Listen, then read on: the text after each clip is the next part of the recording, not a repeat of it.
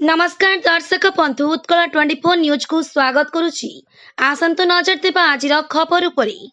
भोगराई जलेश्वर गोचिता तेघरी पड़ियारे अनुष्ठित होई जाइछि निर्वाचनी प्रचार समारोह। बिजु जनता दल भोगराई निर्वाचन मंडली स्थायी सभापति आम समस्तंकर सम्माननीय श्रीयुत रमाकांत कर्ण को अनुरोध करुछि से आजिर एई समावेश रे सभापतित्व करिवे। समस्त गर्व अर्जुन करता इस समारोह सभारे हजार हजार संख्यार कर्मी नेता उपस्थित थिले।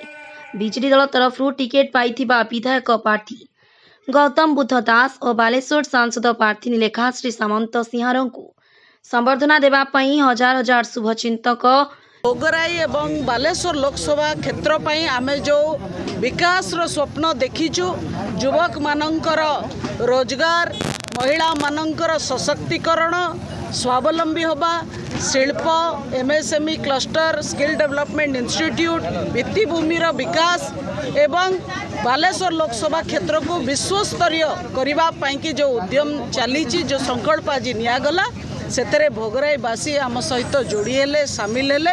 मु समस्त को धन्यवाद दउची। चंदनेश्वर मंदिर आरंभ करी गोचिदा तेघरी पड़िया पर्यंत एक विराट रैली होइथिला।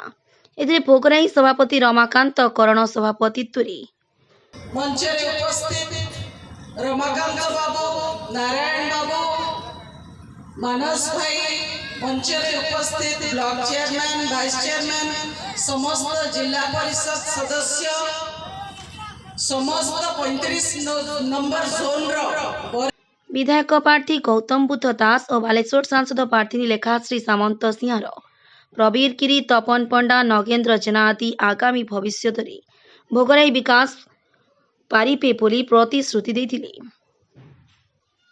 वतन राज सहित गीताराणी सासमलंक रिपोर्ट उत्कल 24 न्यूज।